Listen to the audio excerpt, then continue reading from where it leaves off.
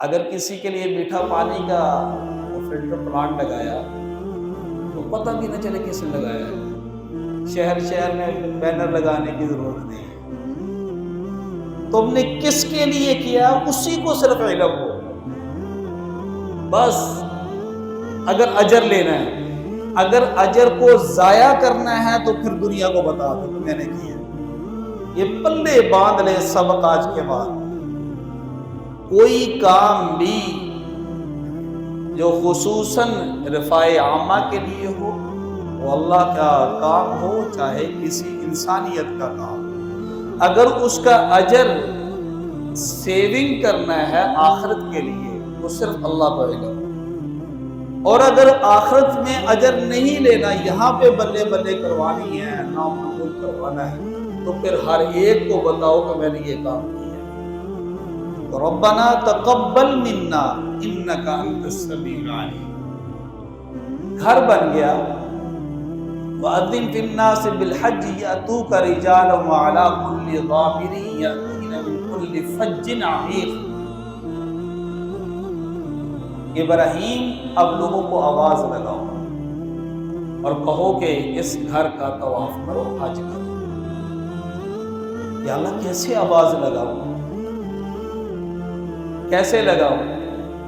میری تو آواز بڑی دھیمی ہے، پوری دنیا میں آواز لگانی ہے، اور قیامت تک آنے والے جو لوگ جو ماؤں کے پیٹوں میں بھی ہیں ان تک بھی پہنچانی ہے، تو میری آواز بڑی دھیمی ہے۔ علیک الاذان وعلینا البلاغ، ابراہیم تیرے ذمہ صرف پکارنا ہے اور قیامت تک آنے والی روحوں تک پہنچانا یہ میرے اللہ کا کام ہے۔ علیک الاذان، ابراہیم مکہ کے سب سے بلند پہاڑ پہ کھڑے ہوئے، لکھا ہے تفسیر کی کتابوں میں کہ دونوں انگلیوں کو یوں کانوں میں لیا اور جتنی ہمت تھی آواز لگا دی، اور جن جن روحوں کی مقدر میں لکھا تھا حج کرنا، تو انہوں نے زبان سے یہ کہا اللہم لبیک اللہم لبیک، اللہ حاضر ہے۔ ایک بات یہ معلوم ہوئی کہ دین کا، اسلام کا کوئی بھی جملہ دنیا کے کسی کونے پر اخلاص سے کہہ دیا جائے، پوری دنیا میں پہنچانا یہ میرا کام نہیں ہے، میرے اللہ کا کام ہے۔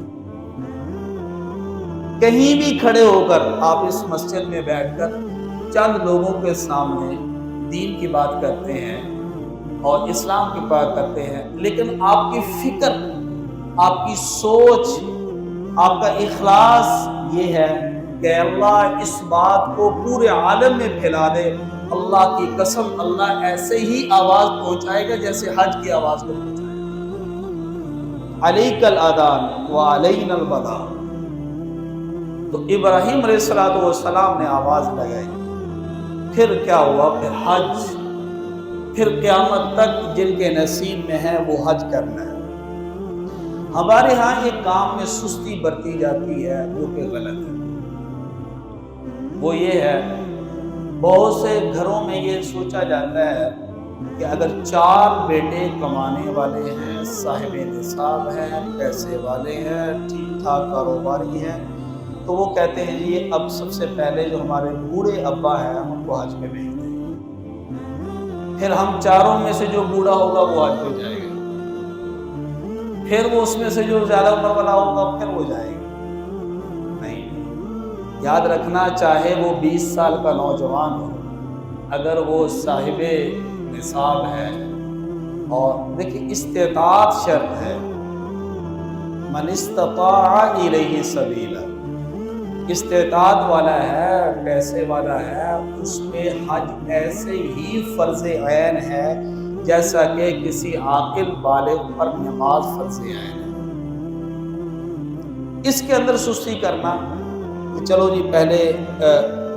میں بیٹوں کو شادی کر لوں، پھر بیٹیوں کو شادی کر لوں، پھر یہ کر لوں، اس کے بعد میں حج کر لوں۔ بھائی یہ تو ایسے ہی ہے کہ جیسے کوئی آدمی یہ کہے کہ میں بیٹے کی شادی کر لوں، بیٹی کی شادی کر لوں، اس کے بعد نمازیں شروع کروں۔ جیسے یہ غلط ہے سوچ، ایسے ہی حج کو مؤخر کرنا، اگر پیسے ہیں اور پیسے اتنے ہیں کہ وہ حج کا آنے جانے کا خرچہ اور پیچھے جتنے دن وہ اپنے گھر سے آؤٹ رہے اتنا وہ نان نفقے کا خرچہ بندوبست کر سکتا ہو تو اس کے اوپر حج فرض ہے۔ اور حج کرتے وقت سب سے جو ضروری بات ہے جاتے وقت کہ کسی کا 1 روپے کا لین دین نہ ہو، کسی آدمی کا بھی روپیہ دینا نہ ہو۔ یہ نہ ہو کہ حاجی صاحب یہاں پہ 10 چیک دے کر گئے ہوں اور یقین بھی ہو کہ اس میں سے کوئی بھی پاس نہیں ہوگا، تو میرے بھائیو یاد رکھنا وہاں بیت اللہ کا قلعہ پکڑ کے بھی دعائیں کرو گے، شاید وہ جلدی نہ پہنچے جو پیچھے بد دعائیں جلدی پہنچیں گی۔ اس لیے ہر چیز یہ تو سفر ہی بڑا عظیم ہے، بہت ہی مقدس سفر ہے، اور اتنا مقدس سفر اس شہر کا سفر کہ جس کے بارے میں اللہ قرآن میں یہ کہتا ہے لا اقسم بہذا البلد وانت حل بہذا البلد۔ اللہ نے مکہ کے شہر کی قسم اٹھا کر کہا کہ میرے محبوب میں اس شہر کی اس لیے قسم اٹھا رہا ہوں کہ اس میں آپ رہتے ہیں، آپ رہتے ہیں اس عظیم سفر کے لیے کہ جس کے بارے میں حدیث پاک میں آتا ہے النظر الی الکعبہ محض الایمان، کہ کعبہ کو چھونا تو درکنار، بیت اللہ کو صرف دیکھتے ہی رہو تو یہ بھی اجر سے خالی نہیں ہے، ثواب ہی ثواب، ایمان ہی ایمان۔ اور پھر بیت اللہ کے اندر کچھ چیزیں ہیں جو خاص ہیں، جس میں سے حجر اسود، رکن یمانی، ملتزم، حقیق، یہ 4 چیزیں ہیں۔ حجر اسود کے بارے میں آتا ہے کہ اللہ نے یہ پتھر جنت سے اتارا اور بالکل یہ سفید تھا، اور جس کو یہ نصیب ہو جائے اس کا بوسہ لینا اور اس کے ساتھ استلام کرنا،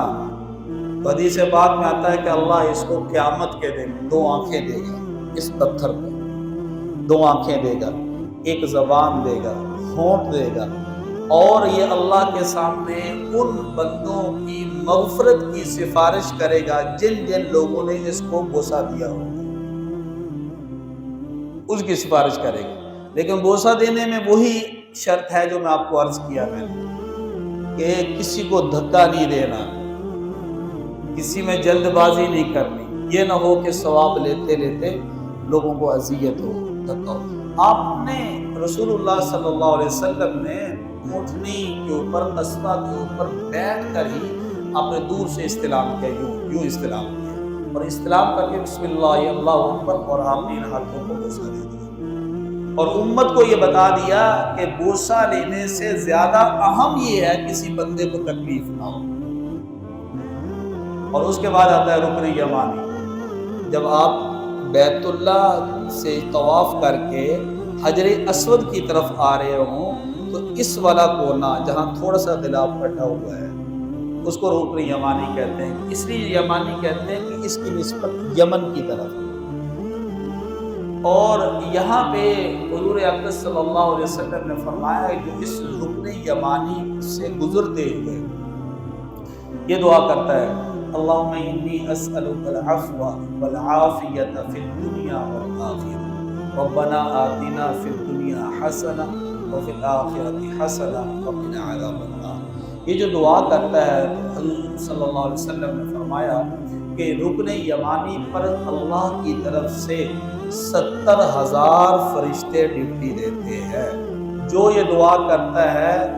وہ فرشتے اس کی دعا پر آمین کہتے ہیں، رکن یمانی۔ اور وہاں سے پھر آپ آ جاتے ہیں حجر اسود اور یہ دروازے کی طرف، یہاں دروازہ ہے، دروازے کی چوکھٹ سے لے کے حجر اسود کے درمیان کا جو حصہ ہے اتنا، اس کو ملتزم کہتے ہیں، ملتزم۔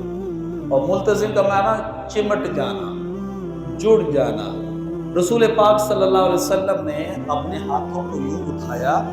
اور دونوں ہاتھوں کو، چہرے کو، سینہ مبارک کو بیت اللہ کی دیوار کے ساتھ لگا دیا، اور دعا لگا کر آپ نے فرمایا کہ اس ملتزم پہ کھڑے ہو کر وہ چاہے مصیبت زدہ ہو، چاہے پریشانی سے، آفتوں سے لپٹا ہوا بندہ ہو، جو بھی دعا کرے گا اللہ وہ دعا کو قبول فرمائے گا۔ ملتزم۔ پھر آپ اس طرف آ جائیں، اب بیت اللہ کے دروازے کو کراس کر کے اس طرف جائے تو ایک چھوٹا سا حصہ ہے جس کی چھوٹی سی باؤنڈری وال کی ہوئی ہے، اور اس کو کہتے ہیں حطیم۔ یہ حطیم بھی دراصل بیت اللہ ہی کا ہی حصہ ہے۔ یہاں ایک بڑی اہم بات ہے، وہ عرض کرنے لگا۔ حطیم دراصل یہ ساری جگہ جتنی بھی تھی یہ مکمل بیت اللہ کی تھی۔ تو جب قریش مکہ نے بیت اللہ کی تعمیر شروع کی عبداللہ ابن زبیر رضی اللہ تعالیٰ کے دور میں، تو تعمیر شروع کرتے کرتے ان کے پاس نہ پیسے ختم ہو گئے، تو قریش مکہ نے کہا کہ اب حلال آمدنی ختم ہو گئی، حلال پیسے ختم ہو گئے، تو ہم حرام نہیں لگائیں گے اللہ کے گھر میں، اس لیے یہی اس کو تعمیر کو روک دیا جائے۔ اور یار دیکھیں ان کا ایمان، دیکھیں اللہ کے اوپر یقین، دیکھیں ایک کافر کا، قریش مکہ کا، کہ انہوں نے کہا جی حرام پیسہ اللہ کے گھر پہ نہیں لگ سکتا، اور قیامت تک آنے والی نسلوں کو، امت کو یہ میسج دے دیا، یہ پیغام دے دیا کہ جو اللہ کو، اللہ کے رسول صلی اللہ علیہ وسلم کو نہیں مانتے، ان کا ایمان دیکھیں کہ وہ اللہ کے گھر پہ حرام پیسہ نہیں لگا رہے، اپنی تعمیر کو وہی روک، حلال ہوگا تو لگا لے۔ تو چنانچہ وہ رک گیا اور پھر اس حصے کو ویسے ہی چھوڑ دیا۔ اما عائشہ صدیقہ رضی اللہ تعالیٰ نے کہتی ہیں کہ میں نے ایک دفعہ اللہ کے رسول صلی اللہ علیہ وسلم کو عرض کیا، یا رسول اللہ میرا دل چاہتا ہے کہ میں بیت اللہ کے اندر نفل پڑھوں، اندر عبادت کروں۔ تو حضور اقدس صلی اللہ علیہ وسلم نے اما عائشہ صدیقہ رضی اللہ تعالیٰ عنہ کا ہاتھ پکڑا اور حتیم میں بٹھا کر کہا کہ عائشہ تو یہاں نفل پڑھے گی، گویا کہ ایسے ہی ہے کہ جیسے تو نے بیت اللہ کے اندر نفل پڑھا، حتیم کے اندر۔ یہ وہ مقام ہے، یہ بیت اللہ۔ اور پھر مکہ کی دھرتی کے جو آداب ہیں ان کے بارے میں آتا ہے کہ مکہ میں بھی، مکہ کے رہنے والوں کو بھی کبھی بھی کوئی سخت بات نہ کہنا، کبھی بھی کوئی سخت جملہ نہ کہنا۔ وہی جو بات میں نے عرض کیا، فلا رفث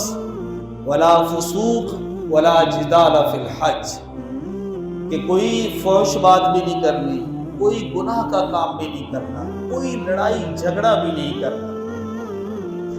جدال کیوں ہوتا ہے کہ جب غصہ آتا ہے تو بندے کو پھر لڑتا ہے۔ اللہ کے رسول صلی اللہ علیہ وسلم کے پاس ایک صحابی آئے، یا رسول اللہ اوصانی علیہ ولا تکثر علیہ، اللہ کے رسول مجھے نصیحت فرمائیں لیکن نصیحت لمبی نہ ہو، شرط یہ رکھی مختصر نصیحت فرمائیں، لمبی نصیحت نہ ہو۔ تو حضور اقدس صلی اللہ علیہ وسلم نے اس کی فرمائش پر ہی مختصر نصیحت فرمائی۔ آپ نے فرمایا لا تغضب، غصہ نہ کیا کر، غصہ نہ کیا کر، کوئی لمبی چوڑی نہیں نصیحت، تم یہ کرو، تم، کیونکہ ڈیمانڈ یہ تھی کہ مختصر ہو۔ آپ نے فرمایا لا تغضب، غصہ نہ کیا کر۔ تو وہ غصے کی وجہ سے جدال جنم دیتا ہے، غصے کی وجہ سے ہی گناہ ہوتا ہے، غصے کی وجہ سے ہی بغض ہوتا ہے، غصے کی وجہ سے ہی حسد ہوتا ہے، غصے کی وجہ سے ہی عداوت ہوتی ہے، اور غصے کی وجہ سے ہی غیبتیں ہوتی ہیں۔ غصہ نہ ہو تو پھر سارے معاملات حل ہو جاتے۔ اسی کی وجہ سے تمام آج دیکھیں جتنے فتنے فساد ہیں، جتنے لڑائیاں جھگڑے ہیں، کوئی ٹھنڈی بات کرنے کے لیے تیار نہیں، کسی کے اندر ہمت نہیں ہے کہ سخت بات کو برداشت کر لے۔ انتقامی کارروائی ہے، چاہے وہ محلے کی سطح پہ ہو، چاہے انفرادی سطح پر ہو، چاہے سوسائٹی کی سطح پر ہو، چاہے حکومتی سطح پر ہو، کسی سطح پر بھی ہو، کہیں بھی کاش کہ ان کو رسول پاک صلی اللہ علیہ وسلم کی اس نصیحت پر ہی عمل کر لیں کہ لا تغضب، غصہ نہ کرو۔ ایک شخص کو لایا جائے گا قیامت کے دن، اور اللہ باوجود علم کے لوگوں کے سامنے آشنا کرنے کے لیے اللہ فرشتوں کو فرمائیں گے اس کے نامہ اعمال کو چیک کرو، اس کے نامہ اعمال کو چیک کرو، کوئی نیکی ہے گناہوں، سارا چیک کرنے کے بعد فرشتے عرض کریں گے یا رسول یا اللہ ایک صرف نیکی ہے، صرف ایک نیکی۔ آپ اندازہ لگائیں کہ یہ نیکی کتنی وزنی ہے، ایک نیکی ہی جنت میں داخلے کا سبب بن جائے گی، ایک نیکی سے۔ چیک کرو، اے اللہ ایک نیکی ہے، کہا کیا ہے؟ کہا لوگ اس کو تنگ کرتے تھے یہ معاف کر دیتے، لوگ غصہ کرتے تھے یہ بدلہ نہیں لیتا تھا، معاف کر دیتے۔ اور دوسرا، اگر کسی سے پیسے لینے ہوتے تھے اس کو یقین ہو جاتا کہ یہ تنگ دست ہے، وَإِنْ كَانَ ذُو عُسْرَةٍ فَنَظِرَةٌ إِلَىٰ مَيْسَرَةٍ، تو یہ مہلت دے دیتے، پھر معلوم ہوتا کہ نہیں دینے کے قابل تو یہ معاف کر دیتا۔ اللہ کہتے ہیں کہ اچھا اس نے تو وہ صفت اپنائی ہے جو کہ میری صفت ہے، میں معاف کرنے والا ہوں، جاؤ آج اس کے سارے گناہوں کو معاف کر کے اس کے جنت کا حکم میں دیتا ہوں۔ کیوں کہا گیا وَالْكَاظِمِينَ الْغَيْظَ وَالْعَافِينَ عَنِ النَّاسِ وَاللَّهُ يُحِبُّ الْمُحْسِنِينَ، اللہ نے احسان کرنے والوں کے ساتھ محبت کرتا ہے۔ یا اللہ کون سا احسان؟ آپ نے فرمایا وَالْكَاظِمِينَ الْغَيْظَ، غصے کو پی جائیں،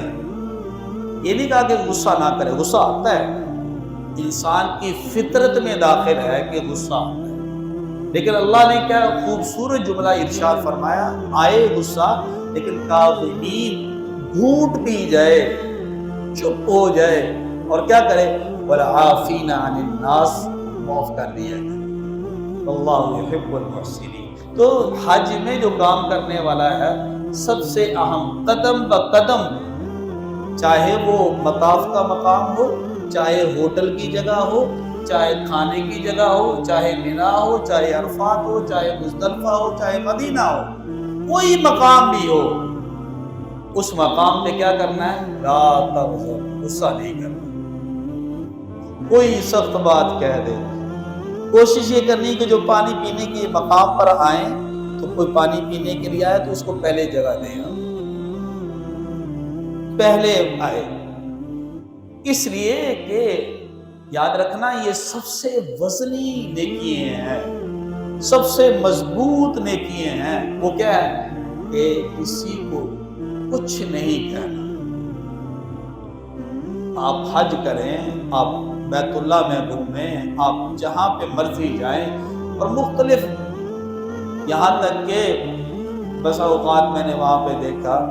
آپ کھانے کی جگہ پر چلے گئے ریسٹورنٹ، کیونکہ اللہ نے تو یہ حکم دیا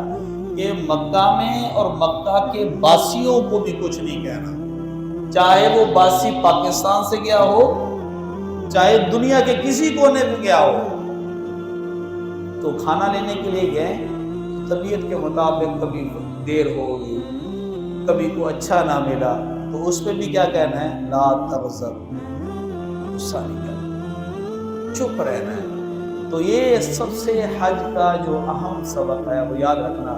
فضائل ہر ایک کو یاد ہوتے ہیں کہ میں نے حج کیا، میں نے حج کیا، اور اللہ کے رسول صلی اللہ علیہ وسلم نے حج کا بدلہ کیا فرمایا؟ آپ نے فرمایا جو آدمی حج کر لیتا ہے وہ گناہوں سے ایسے پاک ہو جاتا ہے جیسے وہ ابھی اس کی ولادت ہوئی،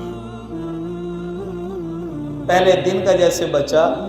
گناہوں سے پاک صاف ہوتا ہے، تو جو حج کر لیتا ہے وہ بھی گناہوں سے پاک صاف ایسے ہو جاتا ہے۔ لیکن اس کے لیے شرائط کیا ہیں جو میں نے آپ کو عرض کی ہے، کیا ہے کہ عبادات کے ساتھ ساتھ کسی کو کچھ نہیں کہنا۔ جب وہ آدمی کوئی اس طرح کا حج کر کے آتا ہے 40 دن کا، 15 دن کا، 20 دن کا، جب وہ واپس آتا ہے، یقین کریں اس کی ٹریننگ اتنی مضبوط ہوتی ہے، بقیہ زندگی بھی وہ ایسے ہی گزارتا ہے، دھیرے دھیرے، آہستہ آہستہ۔ اور ایک اہم بات آپ کے لیے آخری بات عرض کر کے ختم کرتا ہوں کہ وہاں پہ حج پہ جانے کے بعد ایک چیز نوٹ کرنا اور مانگنا بھی ہے اللہ سے، وہاں پہ رو یا اللہ میرے ظاہر کو بھی ایسا بنا دے جیسا کہ رسول کا ظاہر تھا۔ کہ بڑی اہم بات عرض کرنے لگا ہوں، انتہائی توجہ سے آپ نے پلے باندھنی ہے، دعا یہ مانگنی ہے، اے اللہ میرے ظاہر کو بھی ایسا بنا دے جیسے میرے محبوب صلی اللہ علیہ وسلم کا ظاہر تھا، اے اللہ میرے باطن کو بھی ایسا پاکیزہ بنا دے جیسے میرے محبوب کا باطن تھا۔